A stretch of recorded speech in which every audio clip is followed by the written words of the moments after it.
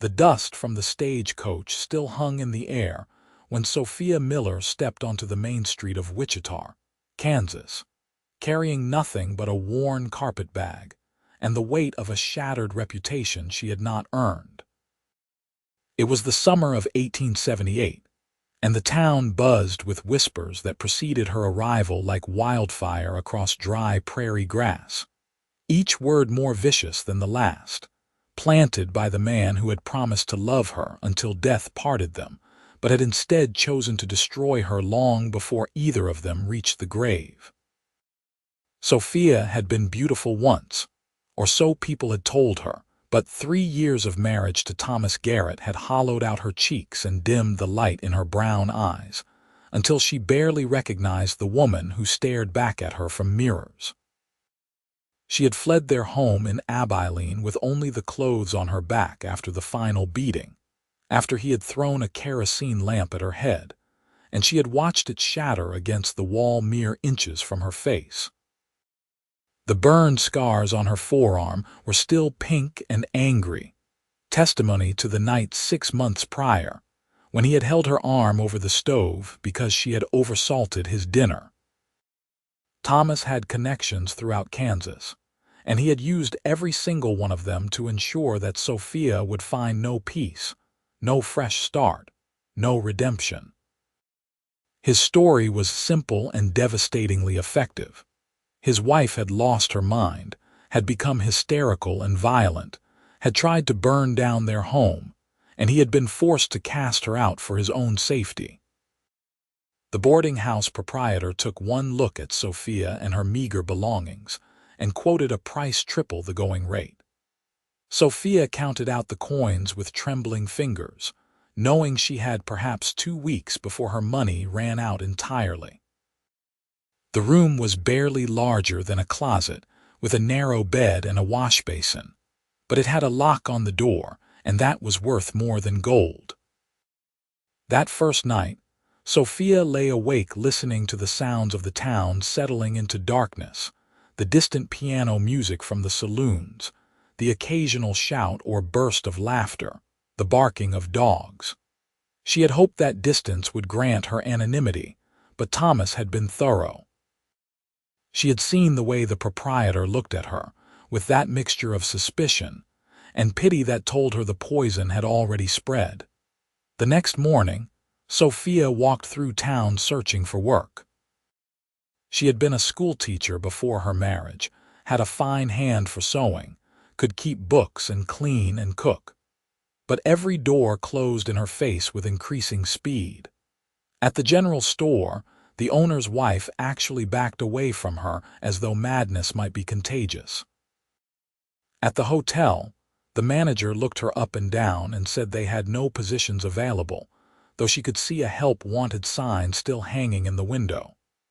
By noon, Sophia's feet ached and her throat was tight with unshed tears, but she refused to cry where anyone might see. She found herself at the edge of town, near the stockyards, where the smell of cattle and horses hung thick in the summer heat. There was a small restaurant there, hardly more than a shack with a few tables, that catered to ranch hands and drovers. The woman who ran it was weathered and sharp-eyed, and she looked Sophia over with more calculation than judgment. "I heard about you," the woman said, wiping her hands on her apron. "Heard you were Thomas Garrett's wife. Heard you went crazy and he had to throw you out." Sophia lifted her chin, meeting the woman's gaze steadily. "I was Thomas Garrett's wife. The rest is lies." The woman studied her for a long moment, and Sophia saw something shift in her expression, some recognition or understanding. "I was married once too," she said finally. "To a man who liked to use his fists. I know the look of someone who has survived something they should not have had to endure." She paused, then gestured to the kitchen. "I cannot pay much, but I can offer you meals and a few dollars a week if you can wash dishes and help with the cooking. The work is hard and the hours are long." Sophia felt something unknot in her chest, the first loosening of the tight band of fear that had held her captive for so long. "Thank you," she whispered. "Thank you." The woman nodded briskly. "Name's Clara. You can start tomorrow at dawn." Sophia worked harder in that kitchen than she had ever worked in her life, scrubbing pots until her hands were raw, chopping vegetables until her wrists ached, serving plates of beans and cornbread and beef stew to men who barely looked at her. But it was honest work, and Clara treated her fairly. And for the first time in years, Sophia felt something that might have been the beginning of peace. 3 weeks after her arrival in Wichita, Sophia was carrying a stack of dirty plates to the kitchen when she heard a commotion outside. Through the window, she could see a group of men gathered around someone on horseback. The rider dismounted with easy grace, and even from a distance, Sophia could see he was tall and broad-shouldered, with dark hair that curled slightly at his collar.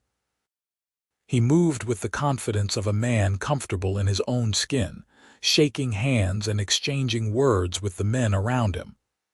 "That's Owen Walsh," Clara said, coming up beside Sophia. "He owns a ranch about 10 miles north of town, runs cattle and breeds horses. Good man, fair employer, does not tolerate nonsense from anyone." Sophia watched as Owen laughed at something one of the men said, his face transforming with genuine warmth. There was something about him that drew the eye, not just his physical presence but the way others responded to him, with respect rather than fear. "He comes in for lunch most Wednesdays," Clara continued. "Likes the beef stew and always leaves a generous tip." Sophia turned back to her work, telling herself it did not matter, that she had no business noticing anyone, that her life was complicated enough without adding foolish thoughts about handsome ranchers to the mix. But the following Wednesday, Owen Walsh walked through the door of the restaurant, and Sophia felt her heart do something strange and uncomfortable in her chest. Up close, he was even more striking, with green eyes that crinkled at the corners, and a straight nose that looked like it had been broken at least once. He was perhaps 30 years old, with the kind of tan that came from long days in the sun, and the calloused hands of someone who worked alongside his men rather than simply giving orders. Clara greeted him warmly and showed him to his usual table. Sophia kept her head down, focusing on her work, but she was acutely aware of his presence in the small room. When Clara asked her to bring Owen his stew, Sophia's hands trembled slightly as she carried the bowl to his table. "Thank you kindly," Owen said, looking up at her with a smile that reached his eyes. Sophia nodded, not trusting herself to speak, and turned to leave. But she heard him call after her, "Miss. You are new here, are you not?" She paused, her back still to him, fighting the urge to simply run. "Yes, sir," she managed. "Well, welcome to Wichita," he said, his voice warm and genuine. "I hope the town treats you well." Sophia risked a glance over her shoulder and found him watching her with an expression of simple kindness that made her throat tighten. "Thank you," she whispered, and fled back to the kitchen. Clara was grinning when Sophia returned, a knowing look in her eyes that made Sophia flush. He is a good one, that Owen Walsh.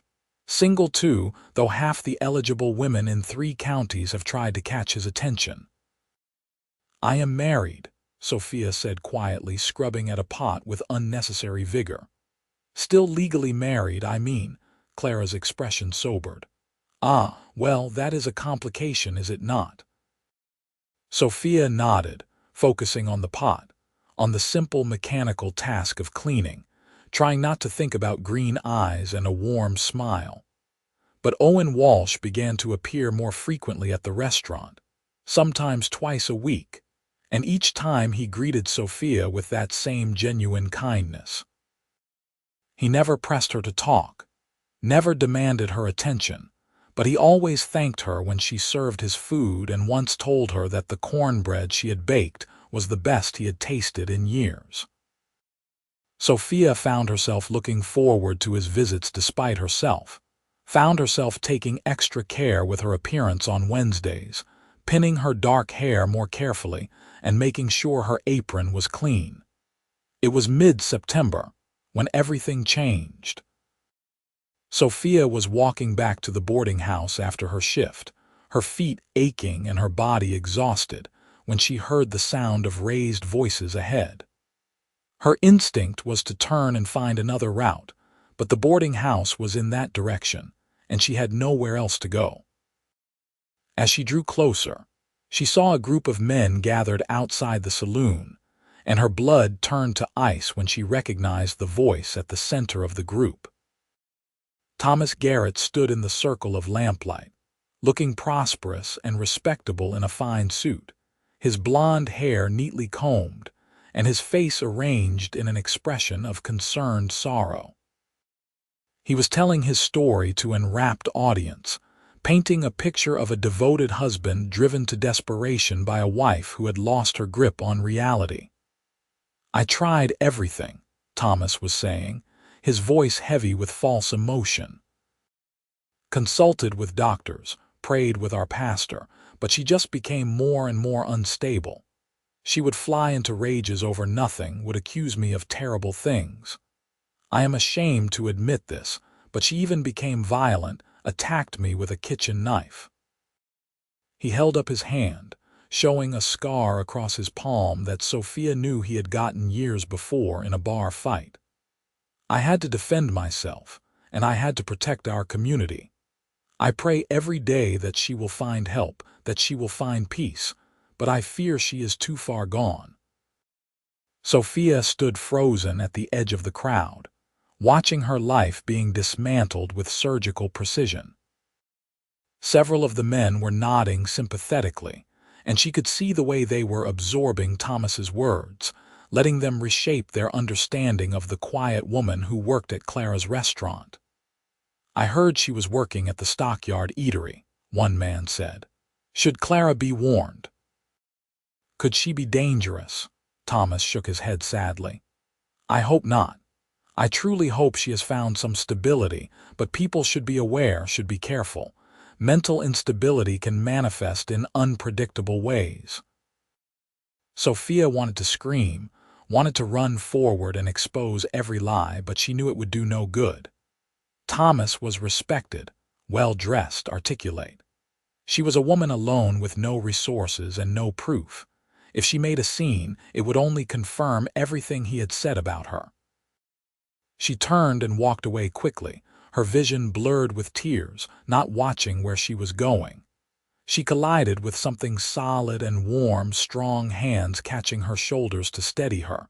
She looked up into Owen Walsh's concerned face. "Easy there," he said gently. "Are you all right?" Sophia shook her head, unable to speak, trying to pull away. But Owen's hands remained on her shoulders, steadying rather than restraining, and his green eyes searched her face with an intensity that made her feel seen in a way she had not been in years. "That man over there," Owen said quietly, nodding toward the crowd around Thomas. "That is your husband, is it not?" Sophia's eyes widened. "How did you know?" "I make it my business to know what is happening in and around my town," Owen said. When a woman arrives alone and frightened, with burned scars on her arms and flinch responses that speak of violence, and then her estranged husband begins circulating stories about her being crazy, well, it does not take a genius to figure out the truth. Sophia stared at him, hardly daring to believe what she was hearing. "You believe me, but you do not even know me. Thomas is respectable, he has connections, he has money." Owen's jaw tightened, and she saw something fierce flash in his eyes. "I know his type. I have seen men like him before, men who hide their cruelty behind respectability, who use their power to control and destroy. And I know survivors when I see them. I see a woman who survived." Something broke open in Sophia's chest, some dam that had been holding back years of pain and fear and loneliness. She found herself crying, great gasping sobs that shook her whole body, and Owen pulled her against his chest and held her while she wept, one hand cradling the back of her head and the other wrapped securely around her shoulders.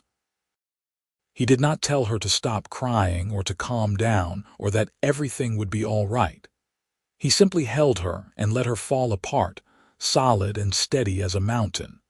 When Sophia finally pulled away, embarrassed and exhausted, Owen produced a clean handkerchief and handed it to her. "I apologize," she whispered. "That was inappropriate." "Tears are never inappropriate when they are earned," Owen said firmly. "And you have earned every single one. Come on, I will walk you back to the boarding house."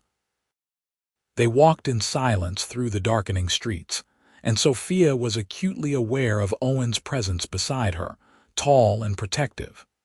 When they reached the boarding house, he paused at the bottom of the steps. "Miss Miller," he said formally, "I would like to offer you a position at my ranch if you would consider it. I need someone to help my housekeeper, Mrs. Chen, with the cooking and general household management. The pay is fair, room and board are included, and you would be safe there. Thomas Garrett would not dare set foot on my property." Sophia looked up at him, searching his face for any hint of ulterior motives or hidden expectations, but she saw only sincerity and a quiet determination. "Why are you doing this?" she asked. "You do not know me." "I know enough," Owen said. "I know you are a hard worker. I know you have been treated unjustly, and I know you deserve better than what life has given you so far. You do not have to decide right now. Think about it, talk to Clara, ask around about me if you want, but the offer stands." He tipped his hat to her and walked away, his boots echoing on the wooden sidewalk, and Sophia stood watching him go until he disappeared into the shadows. That night, Sophia lay awake thinking about Owen's offer. Part of her was terrified of leaving the small amount of security she had built with Clara, of putting herself in a position where she would be even more isolated. But a larger part of her recognized that this was an opportunity, a chance to truly escape Thomas's reach and start building something resembling a real life. The next morning, she talked to Clara about it. The older woman listened carefully, then nodded. "Owen Walsh is a good man, one of the best I know. His ranch is well run and he treats his people fairly. His housekeeper, Mrs. Chen, is a widow from California, came here with her late husband during the gold rush years. She is a fine woman but getting on in years and could use the help. If I were you, I would take the offer." "But what about you?" Sophia asked. "You gave me a chance when no one else would." Clara smiled and patted her hand. "And I am proud of that, but I can find another pair of hands to help me in the kitchen. You need more than I can offer you here. You need protection and distance from your husband. Owen can give you both." 3 days later, Sophia rode out to the Walsh ranch in Owen's wagon, her carpetbag beside her and her heart in her throat. The ranch was larger than she had imagined, with a sprawling house, multiple barns and outbuildings, and pastures that seemed to stretch to the horizon. Cattle dotted the landscape, and she could see horses running in a distant corral, their coats gleaming in the autumn sunlight. Mrs. Chen turned out to be a tiny woman with silver-streaked black hair and a face like a walnut, weathered and wise. She greeted Sophia with a bow and a smile that reached her dark eyes. "You are very welcome here," she said in slightly accented English. "I have been managing this house alone for 2 years since the last girl left to get married, and I am not as young as I once was. It will be good to have help, and good to have company." The room Owen had prepared for Sophia was more spacious than anywhere she had lived in years, with a real bed covered in a colorful quilt, a dresser, a washstand, and a window that looked out over the eastern pastures. There were curtains on the window, flowers in a vase on the dresser, and a rag rug on the floor. Sophia stood in the doorway staring at it all, overwhelmed by the simple kindness of it. "Mr. Owen wanted to make sure you were comfortable," Mrs. Chen said softly. He is a good man, very kind. You are safe here." Sophia settled into the rhythm of ranch life more easily than she had expected.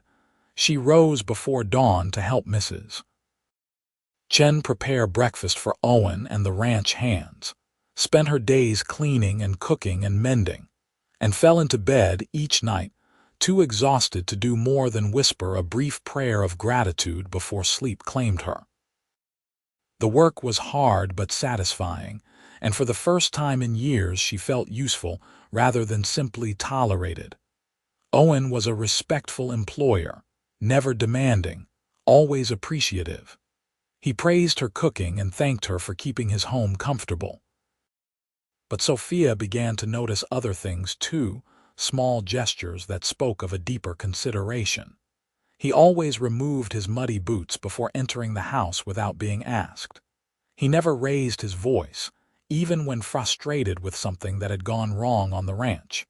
He treated Mrs. Chen with genuine respect and affection, often asking about her health and making sure she was not working too hard.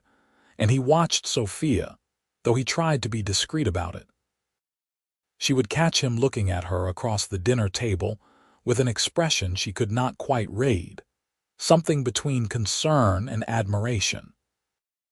Once, when she was reaching for a high shelf and her sleeve fell back to reveal the burned scars on her arm, she saw his jaw clench and his hands curl into fists, but he said nothing. October arrived with cooler temperatures and the first hints of gold in the cottonwood leaves along the creek. Sophia had been at the ranch for nearly a month when Owen invited her to join him for a ride one Sunday afternoon. Mrs. Chen practically pushed her out the door, ignoring Sophia's protests that she had work to do. Owen saddled a gentle mare for her and his own big bay gelding, and they rode out across the pastures at an easy pace. Sophia had not ridden in years, but the skill came back to her gradually, and soon she was relaxing into the motion, enjoying the feel of the sun on her face and the wind in her hair.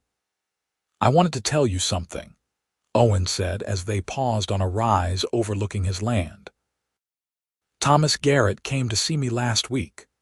Sophia felt her whole body tense, the old fear flooding back. "What did he want?" "He wanted to warn me about you, wanted to tell me I had taken a dangerous woman into my home," Owen said, his voice hard. "He offered to help me have you committed to an asylum for your own good and the safety of everyone around you." Sophia closed her eyes, nausea rolling through her. "What did you say?" "I told him that if he ever set foot on my property again, I would have him arrested for trespassing. I told him that I knew exactly what kind of man he was, and that if he continued to spread lies about you, I would make it my personal mission to ensure everyone in Kansas knew the truth about Thomas Garrett." Owen turned to look at her, his green eyes blazing. "I also told him that you were under my protection now, and that anyone who harmed you would answer to me." Sophia stared at him, her heart pounding. "You should not have done that. Thomas is powerful, he has connections. He could make trouble for you." Owen shrugged, a smile playing at the corners of his mouth. "Let him try. I have been dealing with bullies my whole life, Sophia. They are all the same once you stand up to them. They crumble like wet paper." It was the first time he had used her given name, and the sound of it in his voice sent warmth spreading through her chest. "Still, I do not want to bring problems to your door." "You have not brought problems. You have brought life back to a house that had become too quiet, too lonely." Owen paused, then continued more softly. "I lost my parents when I was young, grew up working for other ranchers until I saved enough to buy this land. I have spent the last 10 years building this ranch, and it has been good work, satisfying work. But lately I have been realizing that a ranch is just land and cattle and buildings without someone to share it with, without a reason beyond simple survival." Sophia's breath caught. "Owen, I am still married. Even if I wanted, even if you wanted, I cannot." "I know," he said quietly. But marriages can be ended, especially when there is cause, and I think there is more than enough cause in your situation. Divorce is expensive and complicated, Sophia said, her voice barely above a whisper. And it would create a scandal that would touch you as well. I do not care about scandal, Owen said firmly. And as for expensive, well, that is what savings are for. He reached over and took her hand, his calloused fingers gentle around hers. I am not asking you for anything right now, Sophia. I am just telling you that I see you, the real you, not the broken woman your husband tried to create. I see your strength and your courage and your kindness. And I am telling you that when you are ready, if you are ever ready, I will be here. Sophia felt tears streaming down her face again, but these were different from the tears she had shed in Owen's arms that night outside the saloon. These were tears of hope, of possibility, of a future she had not dared to imagine. They rode back to the ranch in comfortable silence, their hands still linked, and Sophia felt something shifting in her heart, some frozen part of her beginning to thaw. The weeks that followed were some of the happiest Sophia had known.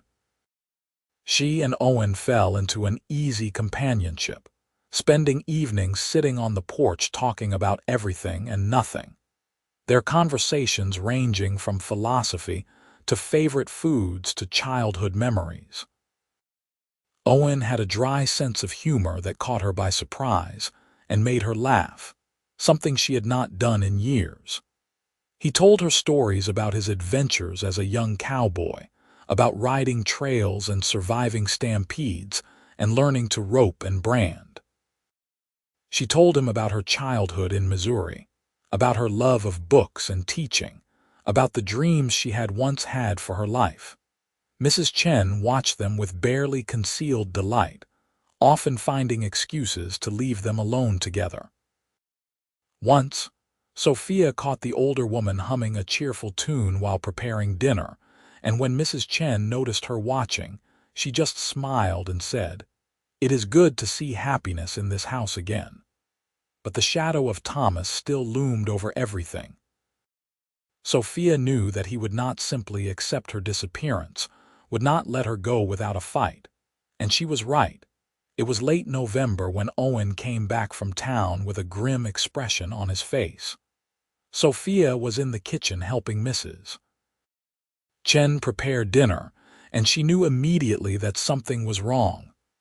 "Thomas has filed a petition with the court," Owen said without preamble. "He is claiming that you are mentally incompetent and should be committed to his care, which essentially means he wants to have you locked up in an asylum."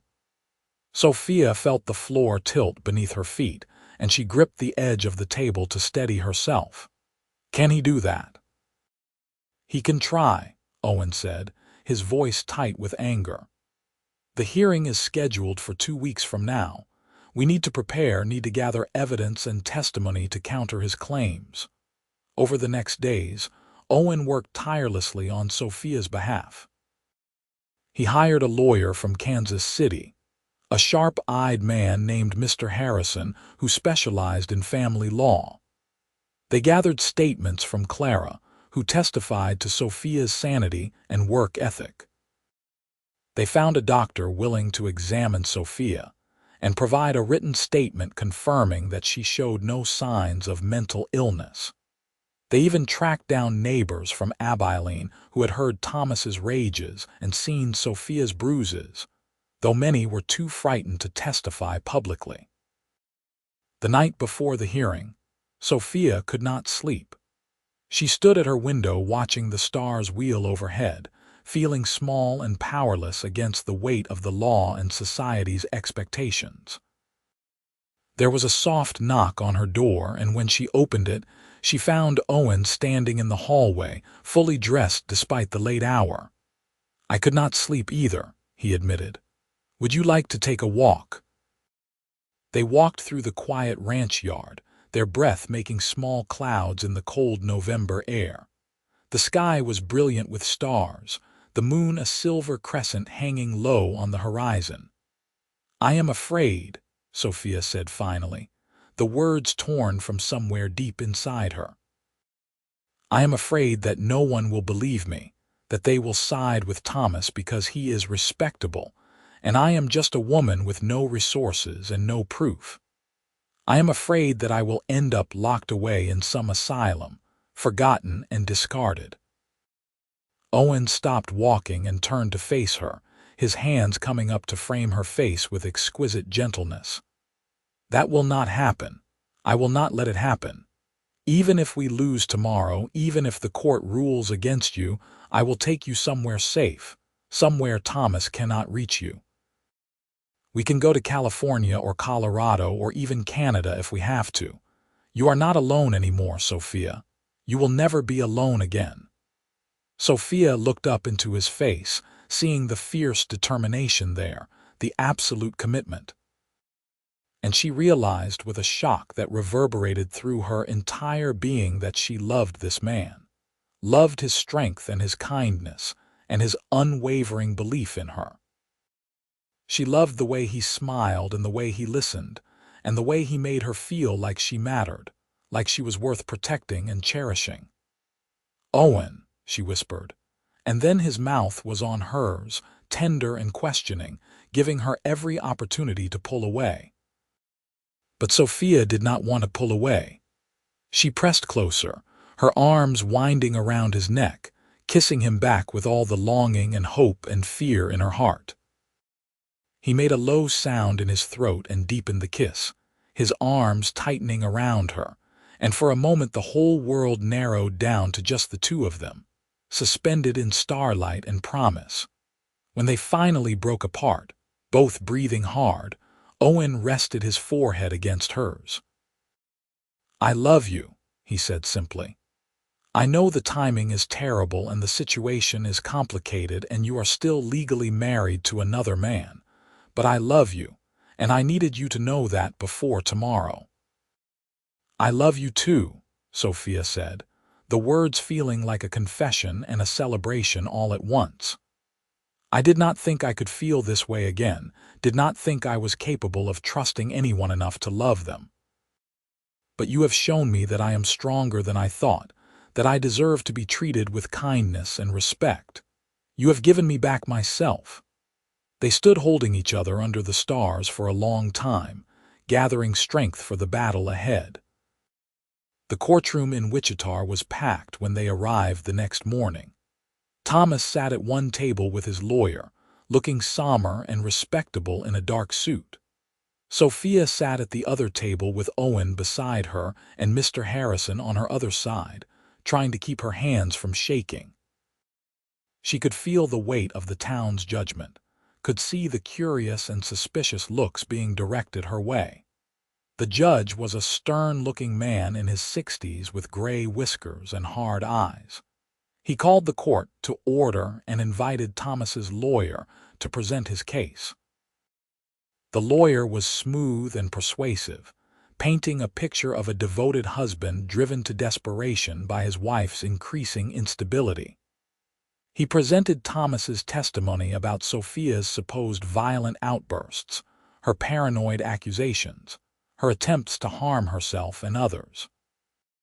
He produced Thomas's doctor, who testified that, in his professional opinion, based on Thomas's descriptions, Sophia was suffering from severe hysteria and melancholia, and should be institutionalized for her own protection.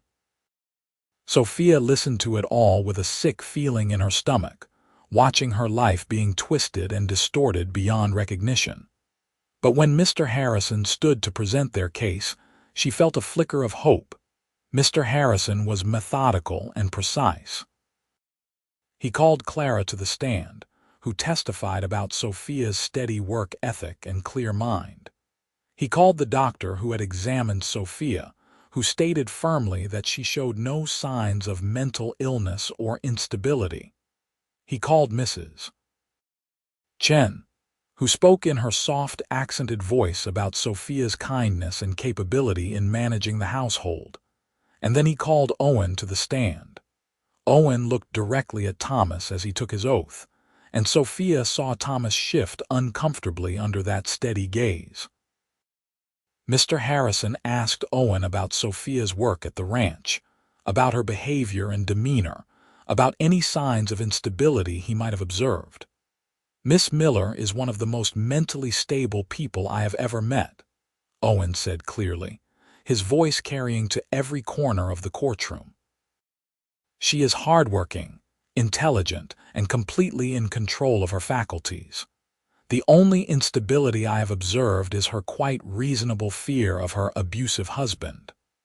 There was a murmur through the courtroom, and Thomas's lawyer jumped to his feet objecting. But Mr. Harrison pressed on, asking Owen about the scars on Sophia's arms, about the evidence of violence he had observed. "Miss Miller bears the physical marks of sustained abuse," Owen said, his voice hard as iron. "Burns, old bruises, scars consistent with being struck repeatedly. These are not the marks of a woman who harmed herself. These are the marks of a woman who was harmed by someone who claimed to love her." Finally, Mr. Harrison called Sophia herself to the stand. She walked to the witness chair on trembling legs, very aware of every eye in the room on her. Mr. Harrison asked her to tell her story in her own words, and Sophia took a deep breath and began to speak. She told them about the early days of her marriage, when Thomas had been charming and attentive. She told them about the first time he hit her, how he had apologized and promised it would never happen again. She told them about the escalation, the increasing violence, the way he isolated her from friends and family. She told them about the night he held her arm over the stove, about the time he threw the lamp at her head, about the constant fear and walking on eggshells, and never knowing what might set him off. Her voice shook but did not break, and she met the judge's eyes as she spoke, refusing to look away or show shame for something that was not her fault. When she finished, there was silence in the courtroom. Then Thomas's lawyer began his cross-examination, trying to poke holes in her story, trying to suggest that her memories were unreliable or that she had provoked Thomas's anger. But Sophia stood firm, answering each question with quiet dignity, refusing to be shaken. The hearing lasted most of the day, and by the time the judge called for a recess to consider his ruling, Sophia was exhausted down to her bones. Owen took her hand as they waited, his thumb rubbing soothing circles on her palm, and Sophia clung to that simple contact like a lifeline. When the judge returned, his expression was unreadable. He looked at Thomas, then at Sophia, then down at the papers before him. "I have heard testimony today that troubles me greatly," he said finally. "I have heard evidence of violence and abuse, evidence that suggests Mr. Garrett may not be the devoted husband he claims to be. I have also heard testimony from multiple credible witnesses that Mrs. Garrett shows no signs of mental instability or incompetence." He paused, letting the weight of his words settle over the courtroom. "I am denying Mr. Garrett's petition. Mrs. Garrett will remain free and will retain control of her own person and decisions. Furthermore, I am granting Mrs. Garrett's counterpetition for legal separation on the grounds of cruelty and abuse, with the possibility of pursuing a full divorce should she choose to do so." The courtroom erupted in noise, some people cheering and others gasping in shock. Sophia felt tears streaming down her face as Owen pulled her into his arms, holding her tight while she cried. Thomas was on his feet shouting something, but the judge gavelled him to silence.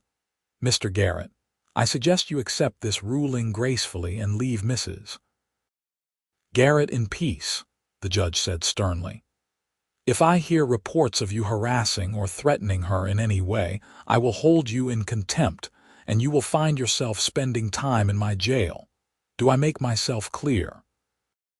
Thomas's face was purple with rage, but he nodded jerkily and stormed out of the courtroom with his lawyer hurrying after him.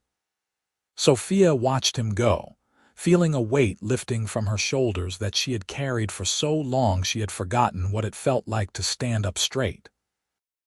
That night, back at the ranch, they celebrated with a special dinner that Mrs. Chen had prepared.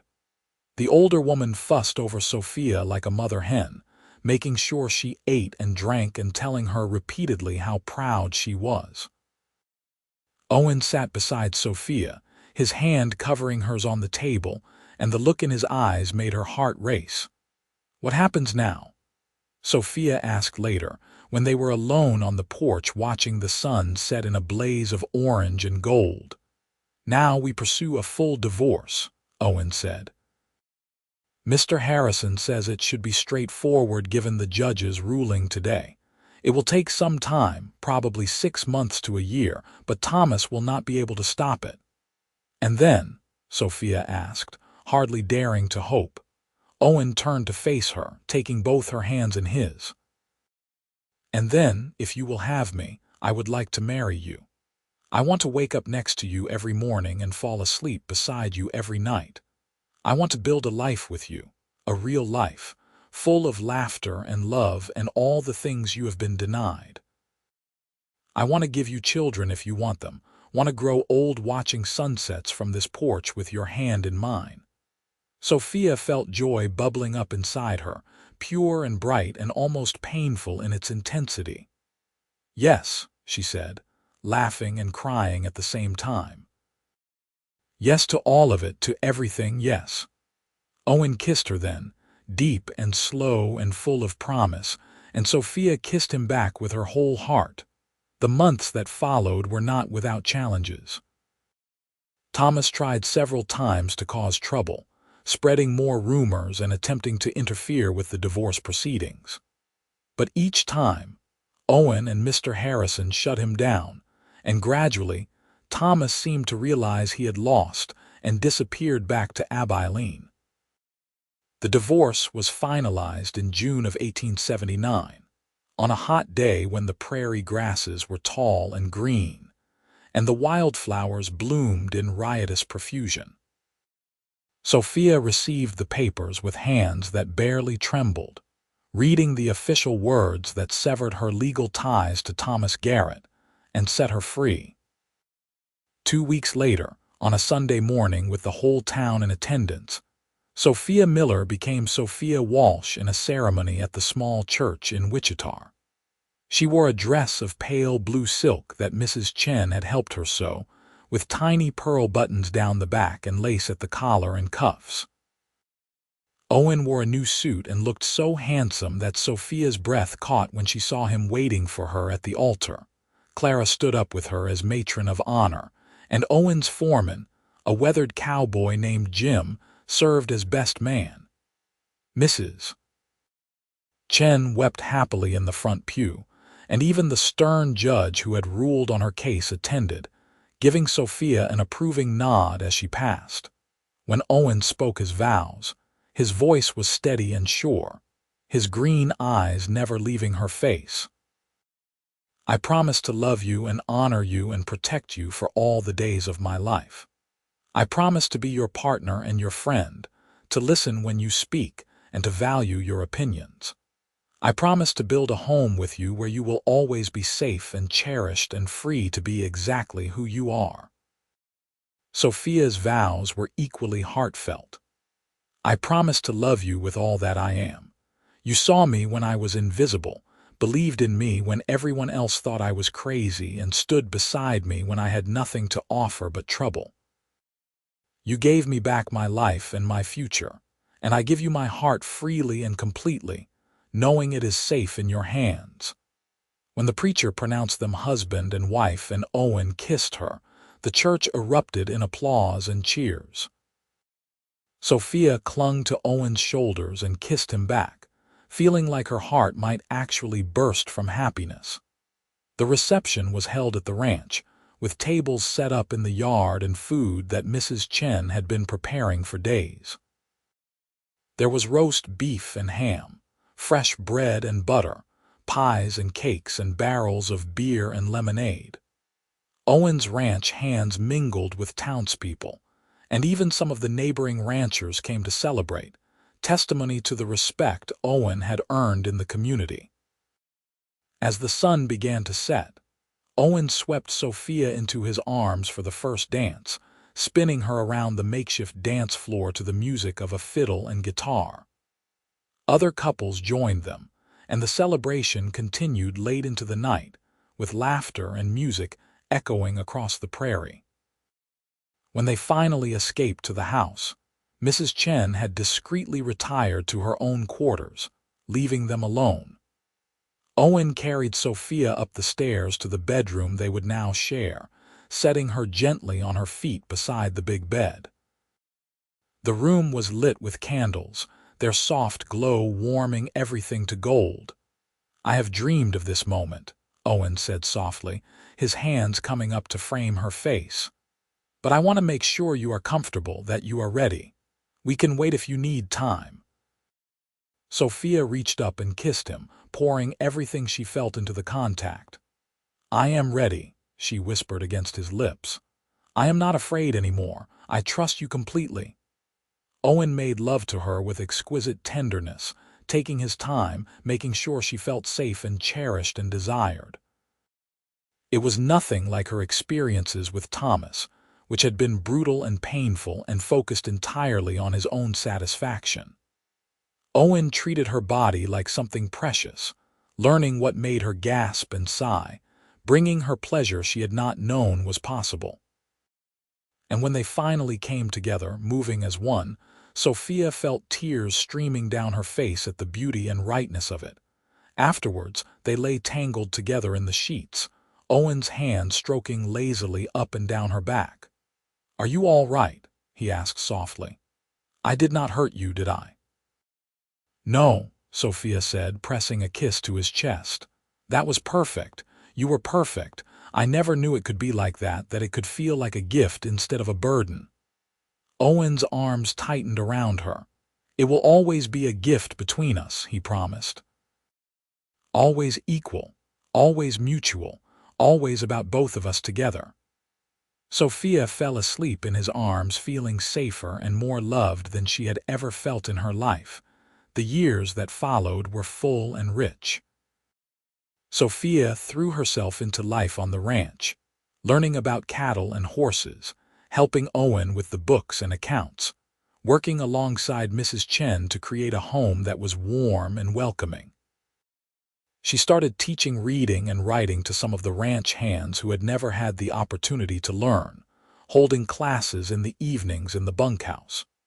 She made friends among the neighboring ranch wives, women who valued her intelligence and her strength and did not judge her for her past. In the spring of 1880, Sophia discovered she was pregnant. She told Owen one evening as they sat on the porch watching the sunset, taking his hand and placing it on her still, flat belly. "We are going to have a baby," she said softly. Owen's face transformed with wonder and joy. He pulled her into his arms and held her gently as though she might break. "A baby," he breathed. "Our baby. Are you happy about it?" "I am terrified and thrilled and so incredibly happy I can hardly stand it," Sophia admitted. "I never thought I would have children, never thought I would feel safe enough to bring a child into the world. But with you, I know our baby will grow up surrounded by love." Their son was born in December of 1880, after a long labor that had Owen pacing the floor downstairs while Mrs. Chen and the midwife attended Sophia. When Mrs. Chen finally brought the baby down and placed him in Owen's arms, the tough rancher wept openly, staring at his son's tiny face with an expression of absolute devotion. They named him Samuel, after Owen's father, and he had his mother's dark hair and his father's green eyes. Owen was an involved and loving father, changing diapers and walking the floor with Samuel when he cried at night, singing him songs in a low, rumbling voice that never failed to soothe. Sophia watched them together and felt her heart overflow with gratitude for this life. This family, this love she had never expected to find. 2 years later, their daughter was born, a tiny girl with red cheeks and a lusty cry who they named Emma. Samuel adored his baby sister, toddling around after her and bringing her his favorite toys. Mrs. Chen doted on both children, teaching them words in Chinese and making them special treats. The ranch house rang with laughter and the sounds of children playing, and Sophia thought she had never heard anything more beautiful. Life was not without its difficulties. There were harsh winters and dry summers, cattle that were lost to disease or predators, seasons when money was tight and they had to be careful with every penny. But they faced everything together, Owen and Sophia, partners in every sense of the word. Owen never made a major decision without consulting Sophia, valued her opinions and her insights, treated her as an equal in all things. And Sophia bloomed under that respect and trust, growing more confident and sure of herself with each passing year. In 1885, when Samuel was 5 and Emma was 3, Sophia decided to open a small school on the ranch for the children of ranch hands and neighboring families. Owen built her a one-room schoolhouse near the main house, with windows on 3 sides to let in the light and a pot-bellied stove for heat in the winter. Sophia taught reading and writing and arithmetic, history and geography and science, treating each child as an individual with unique strengths and needs. The school flourished, and parents came from miles around to bring their children to her, knowing she would educate and care for them with dedication and compassion. Owen often stopped by the schoolhouse during the day, leaning in the doorway to watch Sophia teach with a smile on his face. "You are a natural," he told her once. "Those children adore you, and you are giving them something precious, something that can never be taken away." "You gave me back my life," Sophia replied, taking his hand. "Now I can help give these children opportunities they might not otherwise have had. It feels like I am finally doing what I was meant to do." In the evenings, they would sit on the porch as they had done since the beginning, Owen's arm around Sophia's shoulders, watching their children play in the yard. Samuel was growing tall and strong, with his father's easy confidence and his mother's love of books. Emma was bright and curious, constantly asking questions and wanting to know how everything worked. "You ever think about the past?" Owen asked one night, the question casual but his eyes serious. Sophia considered it carefully. "Sometimes," she admitted, "but not with pain anymore, not with fear. The past made me who I am, taught me things I needed to know, but it does not own me anymore. I survived it, and I built something beautiful on the other side." "You are the strongest person I know," Owen said quietly. "When I think about everything you endured, everything you survived, it takes my breath away. You could have been broken by it, could have let it destroy you. But instead you rose up, you fought back, you claimed your own life." "I could not have done it without you," Sophia said, turning to face him. "You saw me when I was invisible, you believed in me when no one else did. You gave me the safety and support I needed to heal and grow. You showed me what love really looks like, what partnership really means." Owen kissed her softly. "We saved each other," he said. "You brought light back into my life, gave me a reason beyond work and survival. You gave me a family, a home, a future full of love and laughter. I was just existing before you, going through the motions. But with you, I am truly alive." They sat in comfortable silence for a while, listening to the night sounds of the prairie, the chirping of crickets and the distant howl of a coyote. Inside the house, they could hear Mrs. Chen singing softly in Chinese as she rocked Emma to sleep, and Samuel's voice as he read aloud to himself from a book of adventure stories. "What do you dream about for the future?" Sophia asked, resting her head on Owen's shoulder. I dream about watching our children grow up strong and happy, Owen said. I dream about you still teaching in that schoolhouse when we are old and gray, shaping young minds and making a difference. I dream about more children if we are blessed with them, about this ranch being full of life and love.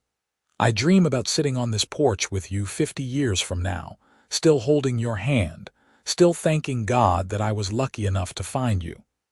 Sophia's eyes misted with tears. That sounds like a beautiful dream, she whispered, and I intend to live every moment of it with you. The years continued to roll by, each one bringing new joys and challenges. Sophia and Owen had one more child, a daughter they named Rose, born in 1887 when Sophia was 35 years old.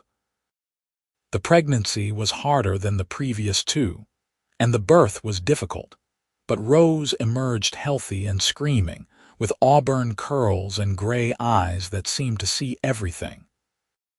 She was a quiet, thoughtful child, content to sit for hours drawing pictures or watching the world around her with careful attention. Samuel showed an early aptitude for working with horses, spending hours in the corrals with his father learning to train and gentle the animals. By the time he was 10, he could ride as well as any of the ranch hands and had a special gift for understanding what horses needed. Owen watched his son with pride, seeing pieces of himself in the boy, but also seeing unique qualities that were entirely Samuel's own. Emma, on the other hand, had no interest in ranching. She was drawn to her mother's schoolhouse, to books and learning and ideas.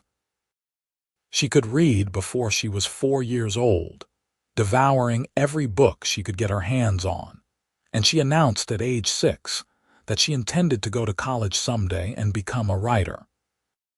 Sophia and Owen encouraged her dreams, knowing their daughter had the intelligence and determination to achieve whatever she set her mind to. Rose was still too young to show clear interests, but she seemed to have inherited her father's love of the land and her mother's observational skills. She could identify dozens of different birds by their calls, knew which plants were edible and which were poisonous, and had a remarkable memory for details that often surprised her parents. Mrs. Chen remained an integral part of their family, aging gracefully and teaching the children about Chinese culture and cooking and tradition.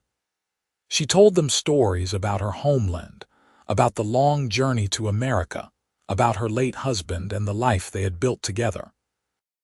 The children called her grandmother Chen and loved her fiercely. Sophia's school continued to grow, eventually serving nearly 20 children from the surrounding area. She taught with the same passion and dedication she had brought to her first teaching job years before, seeing each child as an individual with unique potential. Many of her former students went on to achieve remarkable things, and they often came back to visit her, thanking her for believing in them and giving them the tools they needed to succeed. Owen's ranch prospered as well, growing steadily until it was one of the most successful operations in the region.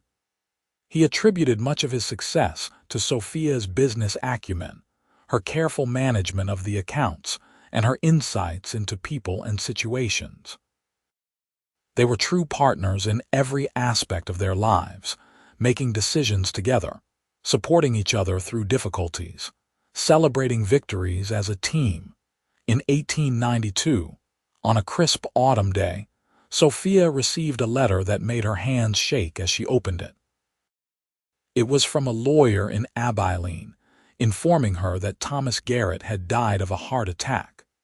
There was no request for her to attend a funeral, no suggestion that she was owed anything from his estate, just a simple notification that the man who had once held such power over her life was gone. Sophia sat with the letter for a long time, waiting for some strong emotion to surface. But she felt nothing beyond a distant sense of relief, as though a chapter had finally closed completely. Thomas had become irrelevant to her life years ago, had lost the ability to hurt or frighten her. His death changed nothing except to make official what had already been true. She was finally, completely, irrevocably free. She showed the letter to Owen that evening, and he read it carefully before setting it aside. "How do you feel?" he asked, watching her face closely. "I feel nothing," Sophia admitted. "Is that wrong? Should I feel something even after everything he did?" Owen shook his head. "You feel exactly what you should feel. That man took years of your life, tried to destroy you, and nearly succeeded. You do not owe him anything, not even your emotions. The fact that you can look at news of his death and feel only indifference is proof of how completely you have healed, how fully you have moved beyond what he tried to do to you." Sophia nodded slowly. "I suppose you are right. I was just expecting to feel something more, anger or vindication or even sadness. But he simply does not matter to me anymore. My life is here, with you and our children, with this community we have built. Thomas Garrett is just a name from a past that no longer has power over me." They burned the letter together in the fireplace that night, watching the paper curl and blacken and turn to ash.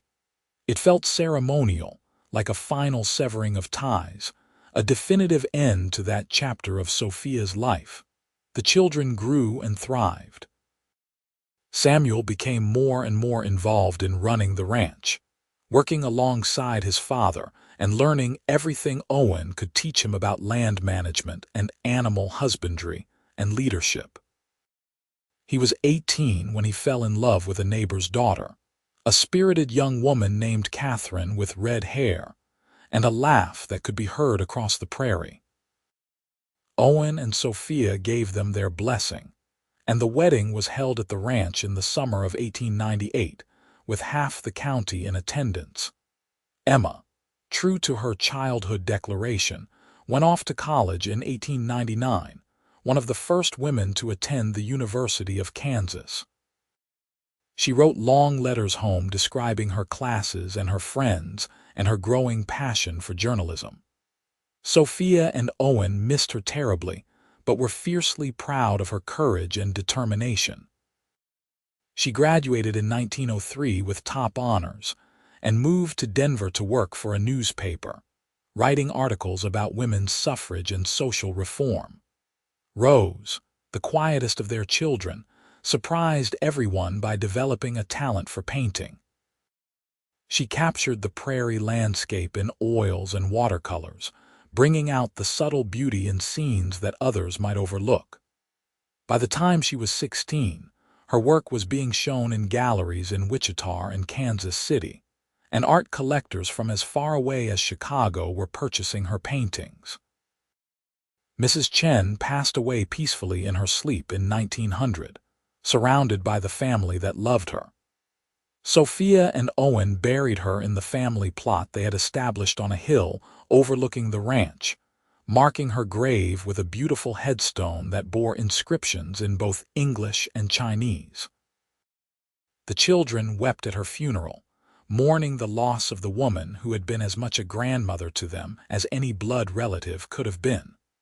Life continued its forward march, bringing both joys and sorrows as all lives do. Samuel and Catherine had 3 children, making Sophia and Owen grandparents and filling the ranch house once again with the sounds of children playing. Emma married a fellow journalist and moved to San Francisco, where she continued to write and advocate for social change. Rose settled in Santa Fe, where the light and landscape inspired her art, but she came home to visit often, always bringing new paintings to share. On a warm evening in June of 1910, Sophia and Owen sat on their porch as they had done countless times before, watching the sun paint the sky in shades of orange and gold. They were both in their late 50s now, their hair streaked with silver, their faces lined with years of laughter and weather and hard work. But their hands were still entwined, their love as strong as it had been on the day they married. "You remember the first time we sat here together?" Owen asked, his thumb tracing patterns on the back of Sophia's hand. "I remember everything about our beginning," Sophia said softly. "I remember being so lost and afraid, so certain that my life was over. I remember you looking at me and saying you saw a woman who survived, not a woman who was broken. I remember thinking that no one had ever really seen me before, not the real me." "I saw you from the very first moment," Owen said. "I saw your strength and your courage and your beautiful heart.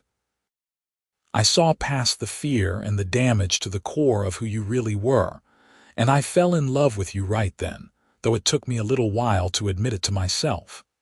Sophia turned to him, her eyes bright with love and gratitude. "You gave me back my life. You gave me a home and a family, and a future I never dreamed was possible. You showed me what real love looks like, what real partnership means. You have been my best friend and my greatest support for more than 30 years now, and I love you more today than I did on the day we married." Owen leaned over and kissed her, slow and sweet and full of 3 decades of shared life. "And I love you more than words can express," he murmured against her lips. "You made my house a home, my ranch a legacy, my life a joy. Everything good that has happened to me, every happy moment, every success, has been richer and more meaningful because I got to share it with you." They sat in comfortable silence as the stars began to appear, one by one, in the darkening sky. From inside the house, they could hear the sounds of their grandchildren playing, Samuel's voice as he settled some minor dispute, Catherine's laughter at something one of the children said. "We built something good here," Sophia said, gesturing to encompass the ranch, the house, the life they had created together. "Something that will outlast us, that will carry on through our children and their children. We took all the pain and fear and darkness of the past and transformed it into light and love and hope. That feels like victory to me." "It is victory," Owen agreed. "You survived something that would have destroyed a lesser person, and then you did more than just survive, you thrived. You created beauty and joy and meaning out of ashes. You helped others, taught children, built a community. You are the most remarkable person I have ever known, Sophia Walsh, and I thank God every day that you walked into my life."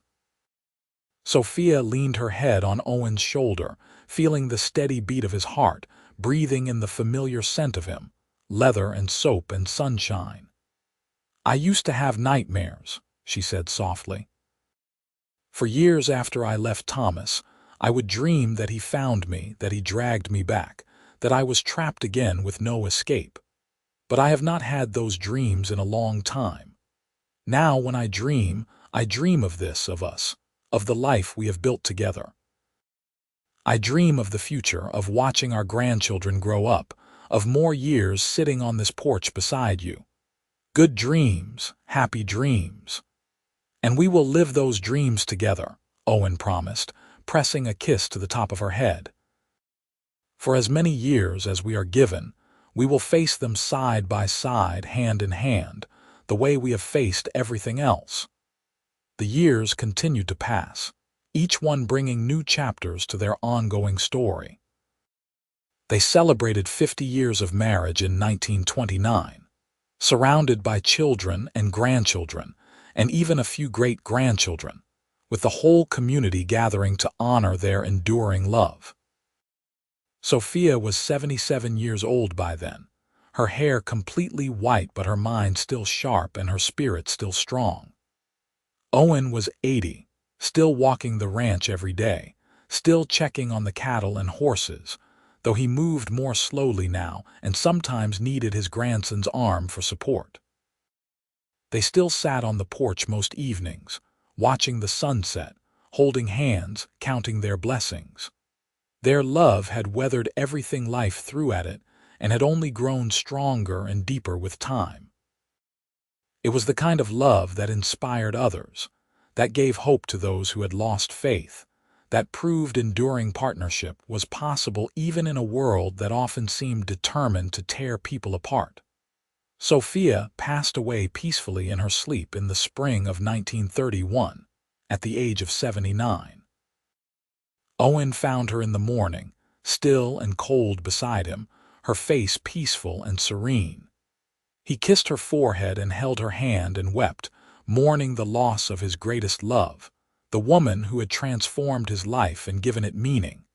They buried her on the hill beside Mrs. Chen, under a headstone that read, Sophia Walsh, beloved wife, mother, grandmother, teacher, friend. She survived, she thrived, she loved. Owen visited her grave every day, sitting on the bench he had placed there, talking to her as though she could hear him, sharing the events of the day and the lives of their family. Owen lived for 3 more years after Sophia's death, cared for by his children and grandchildren, still taking his daily walks around the ranch, though he moved like a man who had lost his anchor. He spoke often of Sophia, keeping her memory alive through stories and reminiscences, making sure the younger generations understood what an extraordinary woman she had been. On a quiet morning in October of 1934, Owen died in his sleep, in the bed he had shared with Sophia for more than 50 years.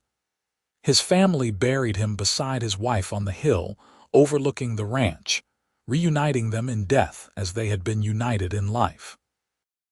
The ranch continued on, passed down through Samuel and his children, a working legacy that still bears the Walsh name. The schoolhouse Sophia built still stands, preserved now as a historical landmark, testament to her dedication to education and community. Emma's articles and books are studied by journalism students and historians, her words still inspiring new generations to fight for justice and equality. Rose's paintings hang in museums and private collections across the country, capturing forever the beauty of the prairie landscape she loved. But perhaps the most enduring legacy that Sophia and Owen left behind was the proof that love can triumph over trauma, that healing is possible, that survival is not just about endurance but about thriving. Their story became legend in that part of Kansas, told and retold with embellishments and adjustments over the years, but always returning to the core truth. A woman who had been broken found a man who saw her strength, and together they built something beautiful that lasted for generations. Sophia Miller had arrived in Wichita carrying nothing but a carpet bag and a shattered reputation, branded as crazy by the man who had abused her, written off by a society that preferred to believe respectable men over desperate women. But she had found her voice, had claimed her freedom, had built a life of purpose and meaning and deep abiding love. She had proven that the opinions of cruel men do not define us, that we are more than our worst moments, that survival itself is an act of courage. And when Owen Walsh had looked at her that first night outside the saloon, with tears streaming down her face and terror in her eyes, he had not seen the broken woman that Thomas Garrett had tried to create. He had seen a survivor, a fighter, a woman of strength and courage who deserved to be cherished and protected and loved. He had seen the truth of her, and that seeing had changed both their lives forever. Their love story was not the tidy fairy tale that people sometimes imagine, with instant healing and uncomplicated happiness. It was messy and complicated, and required work and patience and commitment from both of them. Sophia had to learn to trust again, to believe that not all men would hurt her, to open her heart despite her fear. Owen had to learn patience and gentleness, to understand trauma and its lasting effects, to stand strong against a society that would have preferred he turn away from a damaged woman. But they did the work, both of them, day after day, year after year. They built a partnership based on mutual respect and honest communication and unwavering support. They created a home where children could thrive and grow, where education was valued and kindness was the rule, where love was demonstrated through actions as much as words. They touched countless lives, teaching by example what healthy relationship looked like, what real love meant. The story of Sophia and Owen Walsh became a beacon for others who had survived trauma, proof that the past does not have to dictate the future, that healing is possible, that love can be found even after the darkest experiences. Women who left abusive situations looked to Sophia's example and found courage. Men who wanted to be better, to break cycles of violence and control, looked to Owen and learned what true strength meant.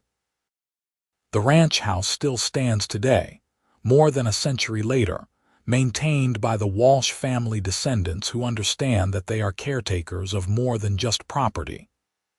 They are caretakers of a legacy, stewards of a story that matters. Visitors come from all over to see the home where Sophia and Owen lived and loved, to walk through the schoolhouse where Sophia taught, to stand on the hill where they are buried side by side, their headstones weathered now but still legible, still proclaiming their love to anyone who stops to read.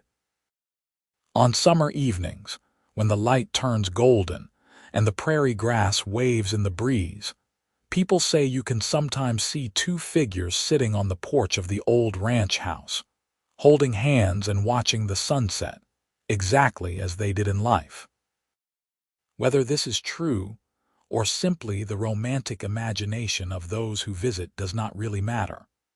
What matters is that the love between Sophia Miller and Owen Walsh was so powerful, so enduring, so transformative, that it continues to resonate more than a century after they walked the earth.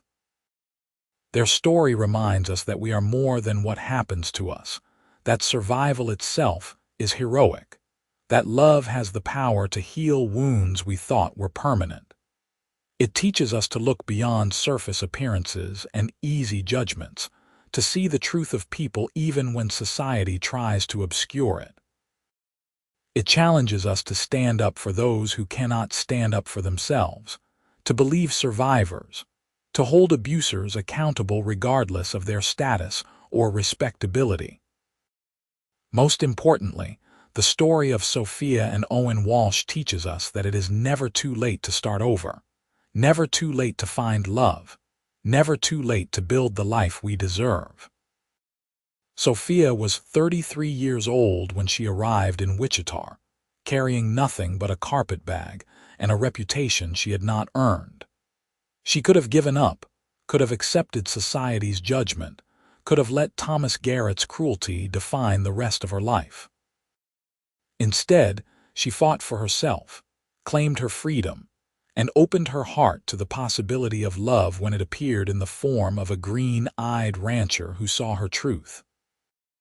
And Owen, who could have chosen the easy path of believing Thomas's lies, who could have protected his own reputation by staying away from a woman marked as crazy, instead chose courage.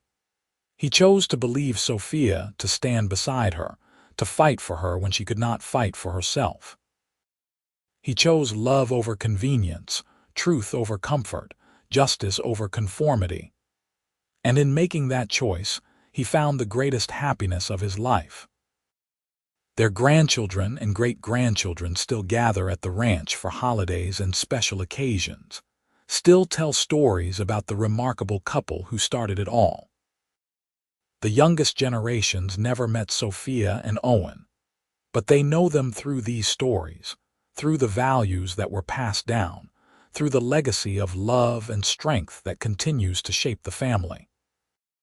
They know that they come from survivors, from fighters, from people who refused to let cruelty win, who built beauty out of ashes and left the world better than they found it. And on the hill overlooking the ranch, under the wide Kansas sky where the wind blows free across endless prairie, two headstones stand side by side, bearing witness to a love that transcended trauma, a partnership that transformed lives, and a story that will be told for generations to come. Sophia Miller Walsh and Owen Thomas Walsh, united in life and death, Their legacy one of hope and healing and the enduring power of seeing and being seen, of loving and being loved, of surviving and thriving and never, ever giving up.